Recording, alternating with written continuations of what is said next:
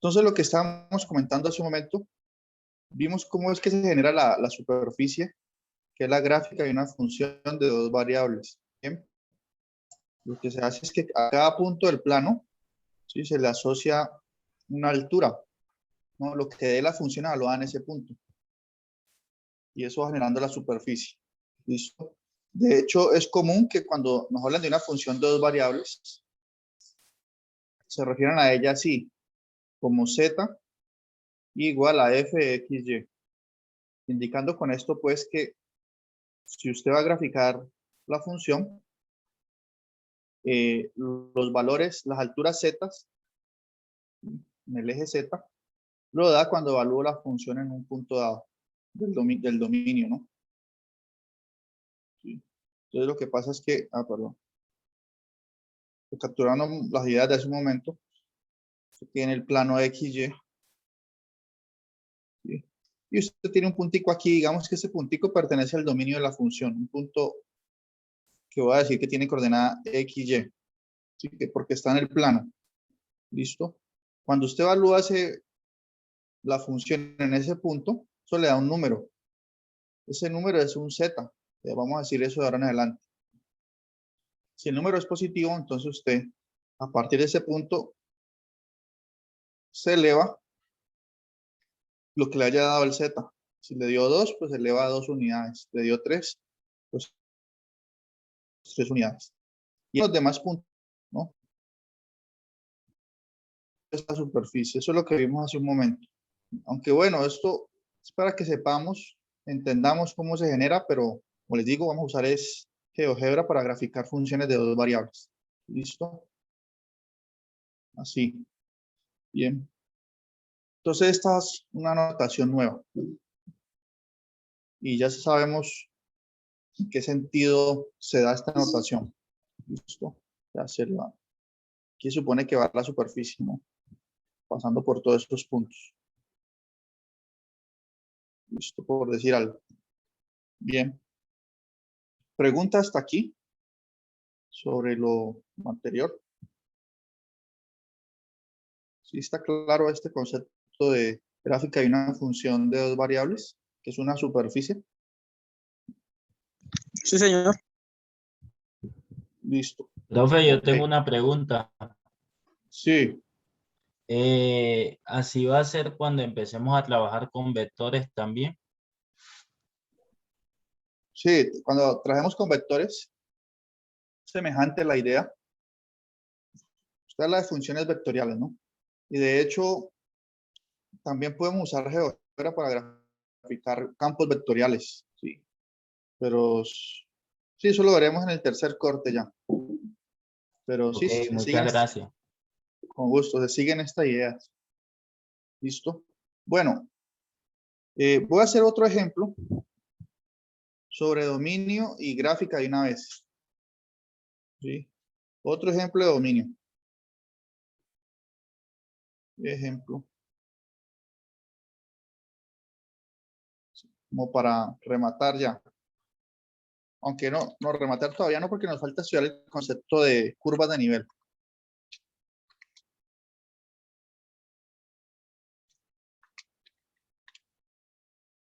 Entonces, dominio y gráfica de una función de dos variables. Ya que estos dos conceptos están relacionados.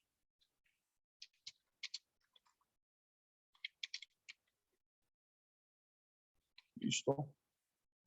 Entonces, consideremos la siguiente función. Llamémosla G. Nosotros podemos llamarle F, G o H. Eso no importa. Entonces, consideremos la función G de XY. G de XY. Igual a... bueno, yo he colocado muchas raíces, pero es que esos son los casos como interesantes. Bueno, coloquemos aquí una función diferente. Coloquemos logaritmo natural, ¿sí?, de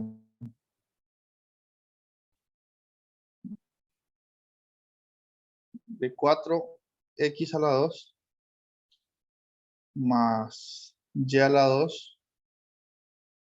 Colocamos aquí 16y a la 2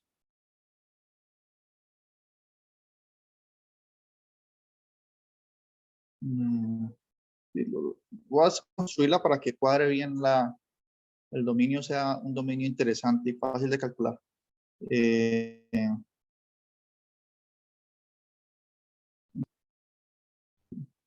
Consideremos esta función. Entonces, el dominio. Entonces, dentro de la función logaritmo, pueden entrar valores de negativos o no. Dominio. ¿Cuál sería el dominio de G? Lo puedo escribir así, dominio de G. Entonces yo puedo hacer la notación simbólica en principio, ¿no? Es el conjunto de los pares ordenados de los XY que pertenecen a R2, tales que, ¿qué? ¿Alguien me puede decir cuál es la condición que tienen que cumplir el X y el Y? Lo que está dentro del logaritmo tiene que ser mayor que 0, Que ¿cierto? sea igual o mayor que 0. Exacto. Pero igual no puede ser. Tiene que ser en este caso estrictamente mayor que 0. ¿Sí? ¿Y por qué no puede ser igual, profe, sin determina o qué? Correcto. La función logaritmo evaluada en 0 se indetermina. No se puede evaluar en 0 la función logaritmo. Si usted quiere, coloque en su calculadora ahorita mismo logaritmo natural de 0 y mire lo que le arroja. Le dice sintaxis de error o algo así, o no. ¿Y eso por qué ocurre? Ya Bueno, pruebo. sí. Si ustedes recuerdan el curso de cálculo integral, por cómo se definió la función logaritmo, es una integral, es el área bajo la curva de la función 1 sobre x. Si usted integra de 0 a x, eso da una integral impropia que no converge. ¿No? Por eso el logaritmo natural de 0 no está definido. Entonces es importante, bien que usted pregunta, que aquí la condición sea mayor estricto, ¿no? Bueno, ahorita, ¿cuál Profe, sería? Sí, ¿puede repetir lo que dijo sobre el logaritmo natural de 0? Es que no le escuché bien. es que la función logaritmo natural está definida así. Cuando usted lo estudiaron en cálculo integral, la función logaritmo natural de x, por definición, ¿sí? Es un objeto matemático que se definió así. Es la integral de 1 a x de la función 1 sobre t por dt. Así se definió la función logaritmo natural de ¿Esto qué significa? Si x es mayor que 1, esa integral es el área bajo la curva. La función 1 sobre x o 1 sobre t es así. ¿Sí? Y tiene una asíntota en el eje x y en el eje y. ¿Sí? Si usted integra de 1 a x, aquí está el 1. A x, el logaritmo natural de x, ¿qué le está dando? Le está dando área, pues. ¿Alguien se acuerda? Pues esta definición sería la integral de... No, de Era aquí donde está la x, coloco 1, y la integral de 1 a 1 es 0, ¿no? Lo mismo, si usted coloca un x mayor que 1, usted está hallándose esta área bajo la curva, eso es el logaritmo natural de x. Pero si usted coloca x negativo, ¿sí? O perdón, si usted coloca x siendo 0, usted estaría integrando desde aquí toda esta área bajo la curva. Pues aquí está el 1. ¿Sí? Aquí. Y esta integral tiene un área infinita por acá.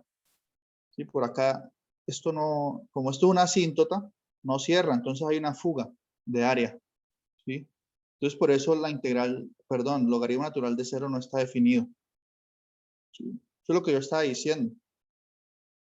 ¿Listo? Por eso aquí se pidió esta condición de que esto que está dentro del logaritmo sea estrictamente positivo. Ahí sí la función logaritmo se puede evaluar. Bien. Entonces, si ustedes quieren revisar más sobre esto, tienen que revisar las notas de cálculo integral cuando definieron la función logaritmo. O no alcanzaron a definirla en ese curso. De pronto no sé. Depende del profesor también. ¿Listo? Entonces, simbólicamente ese es el dominio. Bien. Pero digamos que yo quiero graficar el dominio. ¿Sí? ¿Cómo grafico? Entonces, estoy haciendo todo ese proceso que he mostrado en la reunión de hoy con esta función de nuevo. Borde o frontera. ¿Cómo encuentro el borde? Tomando esta condición y reescribiéndola, en lugar de usar un mayor estricto, coloco un igual. Entonces coloco 4x a la 2 más 16y a la 2 menos 16 igual a 0. Listo. Y trato de dibujar cuáles son los puntos X y Y que satisfacen esta igualdad. Bien, yo puedo reescribir esto. Entonces aquí tengo que saber un poco de la teoría de ecuaciones canónicas de una elipse. ¿Sí? Antes nos apareció una circunferencia, aquí nos va a salir una elipse. Porque mire, 4x cuadrado más 16y cuadrado igual a 16, 16 que está restando pasa a sumar. Y si uno organiza esto, va a obtener la ecuación canónica de una elipse. Entonces, es común que aparezca o una circunferencia, como en el ejemplo al inicio de la clase de hoy, o una elipse, ¿no? Entonces, es bueno que repasen eso. Voy a darles un repaso de una vez acá arriba, ¿sí? Coloquemos aquí repaso.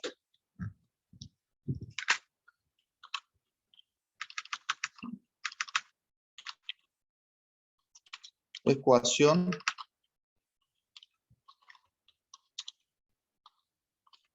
canónica de una elipse. ¿Sí? Y es muy sencillo, solamente saber este dato. La ecuación canónica de una elipse está así. Es igual a x a la 2 sobre a al cuadrado más y a la 2 sobre b al cuadrado igual a 1. ¿Sí? Parecida a la de una circunferencia, solamente que aquí aparecen estas cantidades, el a y el b, ponderando allí. ¿Sí? Vamos a suponer que a es mayor que b. Son constantes. ¿Listo? Entonces, si esa es la ecuación canónica, esta es la ecuación canónica de una elipse, cuya gráfica es como. Su gráfica sería así. Todo el mundo aquí conoce una elipse, ¿no? Más o menos, son elipses centradas en el origen, además. Eje Y, eje X. Y fíjense ustedes, en esta forma canónica que yo escribí aquí, estoy suponiendo que A es mayor que B. ¿Sí? Y el A, miren, está debajo de la X. ¿Qué implica todo eso? Que la elipse es alargada sobre el eje X. ¿Sí? Una elipse es así. Entonces, como el A es mayor que B y el A está sobre la variable X, quiere decir que ella es alargada en el eje X y achatada en el eje Y. ¿No?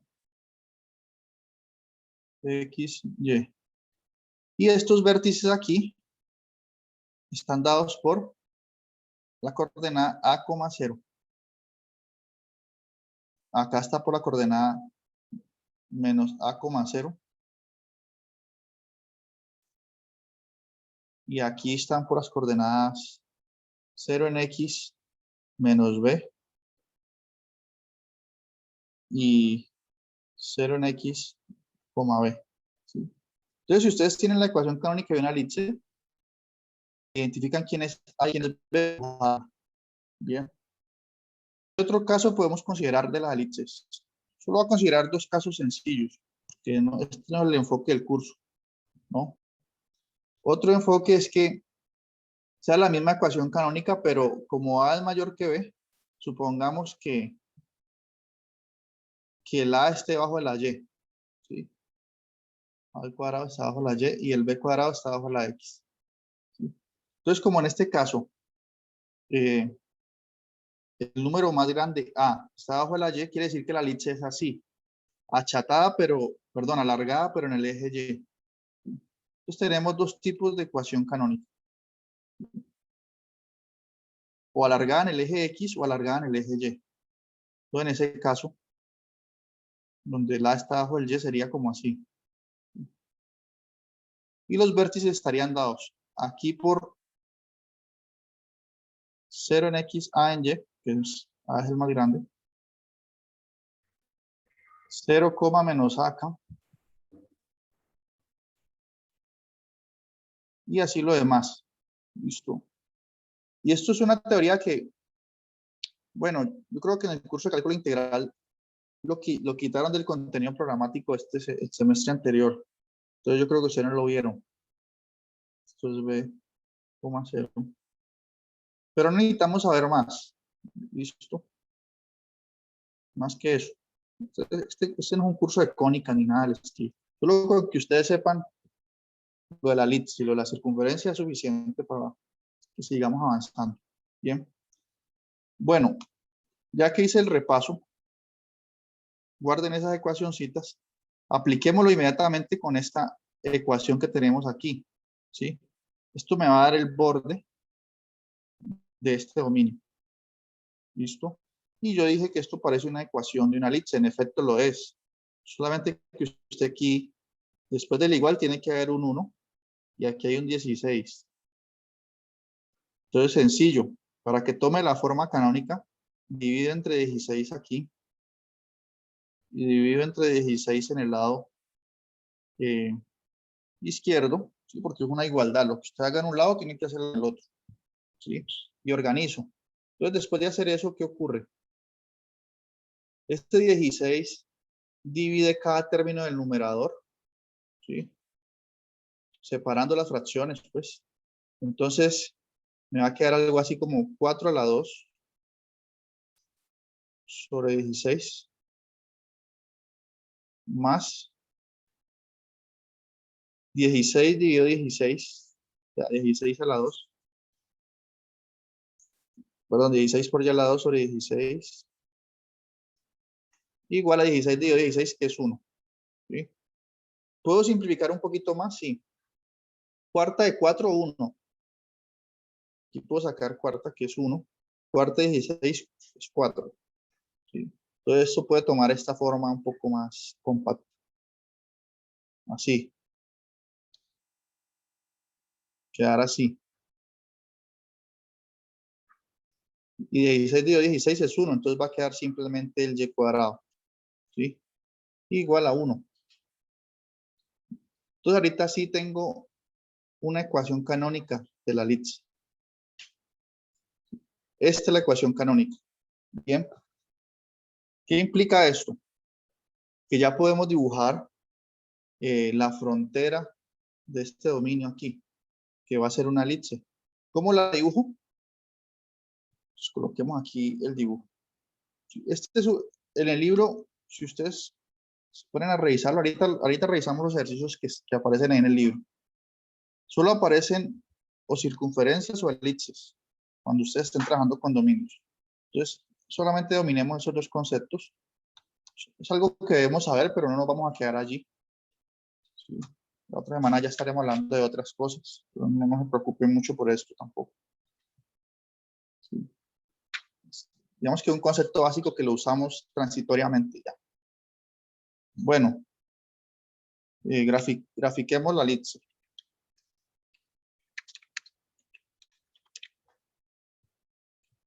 Grafiquemos la elipse. Entonces, consideremos lo siguiente. Voy a reescribir la ecuación canónica acá. Es x a la 2 sobre 4 más y a la 2 sobre 1 igual a 1. ¿Sí? Mire que el número 4 es más grande que 1. ¿Sí? Ojo, si ustedes comparan esta ecuación que yo tengo aquí con con la canónica. ¿Esto qué quiere decir? Que el a al cuadrado es igual al 4 y b al cuadrado es igual a 1. Uno escoge a al cuadrado siempre siendo el número mayor que esté entre estos dos. Si a al cuadrado es igual a 4, quiere decir que, vamos a suponer siempre que a y b son positivos. Entonces quiere decir que a es igual a 2. Y si b al cuadrado es 1, y estoy suponiendo que b es positivo, entonces b vale 1. ¿Sí? Por la gráfica de esa elipse va a ser así. Alargada en torno al eje X, porque el número mayor estaba sobre el eje X. Y va a ser así esa elipse. ¿Listo? Con vértices, ¿dónde? Aquí esto va a ser 2,0. Aquí esto va a ser menos 2,0. Aquí esto va a ser, como b vale 1, esto va a ser menos 1. 0, menos 1, pues. 0 en X menos 1 en Y. Y 0,1. Esa es la elipse, ya la grafiqué y ya di sus vértices y ya di todos sus elementos. Ese es el borde del dominio de la función. ¿Sí? Es lo mismo que hicimos anteriormente, solo que ahorita apareció una elipse. Y tuvimos que tener en cuenta esas consideraciones teóricas. Ustedes pueden buscar en internet cómo se grafica una elipse, cuáles son sus ecuaciones canónicas y repasan de nuevo si quieren. Bien, entonces ya conocemos el borde. La pregunta de siempre es, ¿el dominio de la parte interior o exterior de la elipse? ¿Sí? ¿Es por fuera o esto que estoy colocando aquí en amarillo o es el interior? ¿Quién me dice y por qué? ¿Alguien aquí que quiera decirme?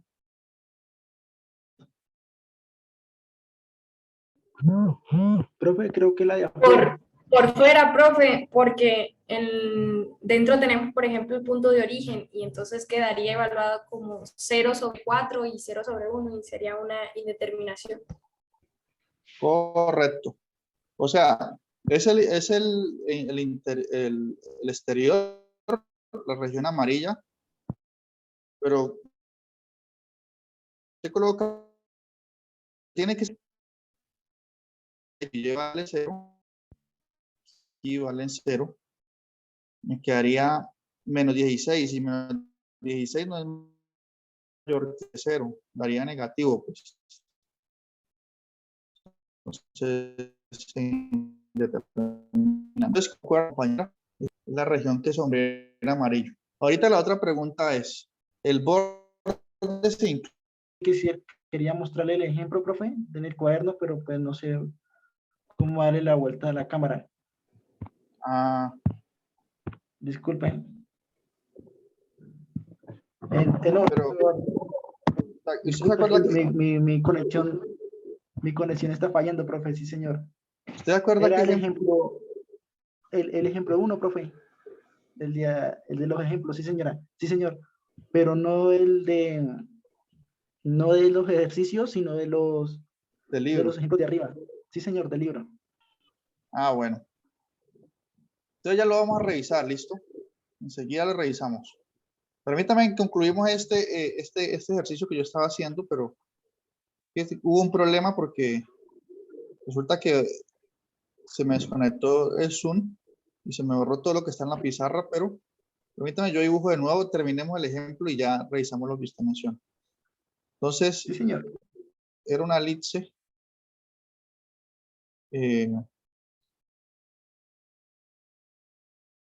Bueno, ya hemos hecho todo el proceso, toda la gráfica, etcétera. Permítame, yo dibujo rápido. Sí. Y ya hemos concordado en que es el exterior de la elipse, ¿no? Yo nomás está haciendo una última preguntita que era si el borde se incluía o no, cuando usted hizo su pregunta. Ya vamos a responder la suya, pero aquí en este caso el borde no se incluye, ¿cierto?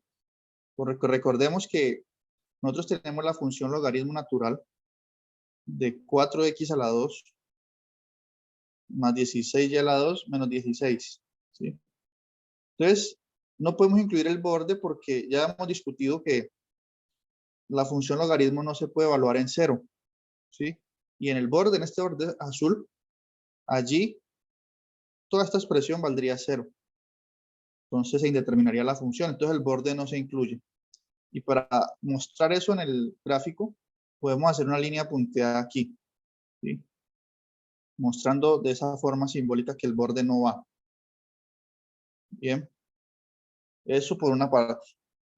Ahorita permítame, antes de responder su pregunta, ver cómo la gráfica de la función nos da toda esta información sin hacer ninguna cuenta.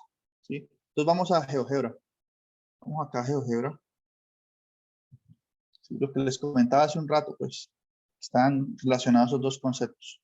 Entonces coloquemos aquí logaritmo natural. ¿Dónde estará esa función? Yo no la veo aquí. Aquí está. ln de 4x a la 2 más 16 y a la 2 menos 16, ¿no? Esa es la función que le determinamos su dominio. Entonces grafiquémosla a ver qué da. Vamos a enter aquí. Entonces miren lo que da. ¿Cierto? Es como un embudo también, que se expande. Miren, estos bordes se expanden hacia el infinito. ¿Cierto? Miren la superficie. ¿Qué he dicho yo? Que si proyectamos la superficie en el plano, eso nos sombrea el dominio de la función, ¿no? Que para efectos aquí de GeoGebra, ¿qué significa que proyectemos la superficie en el plano? Pues que yo mueva esto así, de tal modo que el eje Z no se vea como un puntito. Profe. Ahí estoy viendo ¿qué? Estoy viendo el plano, y esto que está sombreado es el dominio, ¿sí? Sino que él sigue expandiéndose hacia el infinito. ¿Sí? ¿Qué pregunta tiene? Profe, o sea que si usted nos pide graficar, le tomaríamos captura de esta manera, o sea, poniendo el eje Z como un punto. Sí. Puede hacer eso o puede hacerlo a mano, como quiera. Ujú. Y miren que esta elipse que ustedes ven allí es exactamente la que graficamos, pues. Miren que esto aquí es el 2, los vértices son 2 y menos 2, miren, 2, menos 2 acá, y 1 y 1. Ah, no, ¿esto qué es? Ah, sí, esto es 0.5, 1, ¿no? La que hemos graficado, pues, hace un momento. Pero ya si la miro así, miren la superficie como es la gráfica de la función. ¿Listo? Entonces, la idea de la clase de hoy es que quedara claro este concepto. El dominio y la gráfica están relacionados. ¿Cómo hago con GeoGebra para saber cómo va a ser el dominio? ¿Será que se cumplió ese objetivo? ¿Sí? ¿Se entiende? ¿Quedó claro? Sí, Sí, señor. profe. Bueno, ok. Ahorita voy a responder a Josué, compañero que consultó sobre el ejemplo 1 del libro.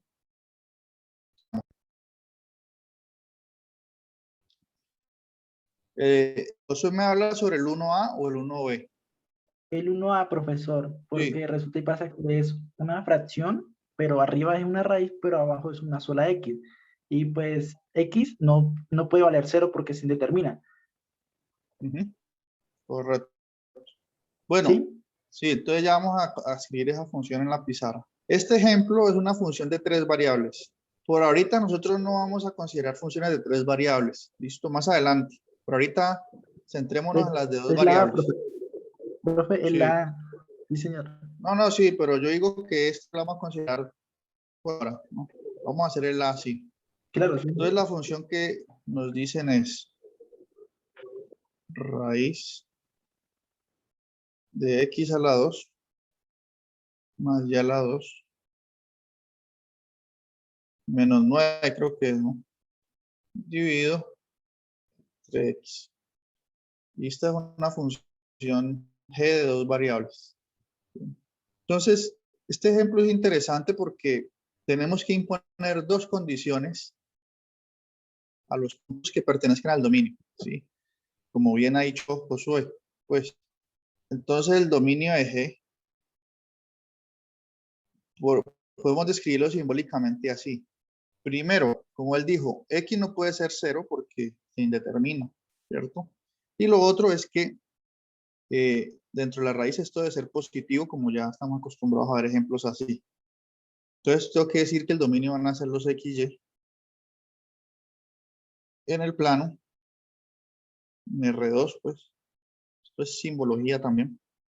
R2 es el plano, tal que, primera condición, X a la 2 más Y a la 2 menos 9 sea mayor o igual que 0 para que la raíz tenga sentido. ¿Sí?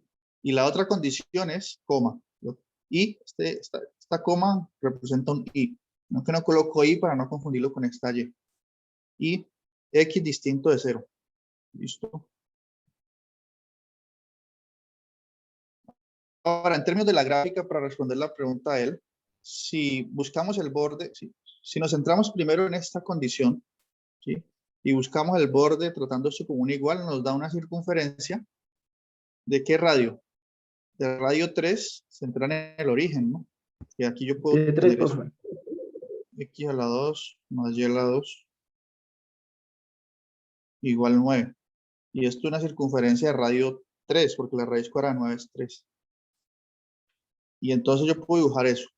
Ya vamos a incorporar el nuevo elemento que aparece en el ejercicio.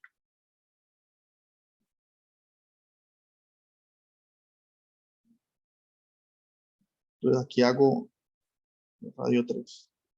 Bien. Esto es 3. 3 por aquí, por todos lados 3. Bueno. Se incluye la parte exterior o interior. Solamente fijándonos en esta condición. Entonces la parte exterior, ¿por qué? Porque si usted escoge el origen, 0 al cuadrado más 0 al cuadrado menos 9 no es mayor que 0. Entonces el exterior. ¿El borde se incluiría? Sí, porque es un mayor igual. Ojo que todavía no he tenido en cuenta la segunda condición que va a imponer restricciones allí. Pero solo mirando la primera condición, sería el exterior incluido el borde. ¿Listo? Ahora, ¿qué sucede? Miren, aquí hay otra condición. Que X tiene que ser distinto de 0. ¿Sí? ¿En qué momento X vale 0?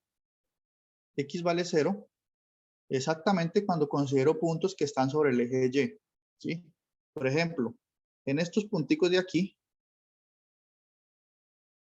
el X vale 0. ¿Por qué? Porque estoy sobre el eje Y.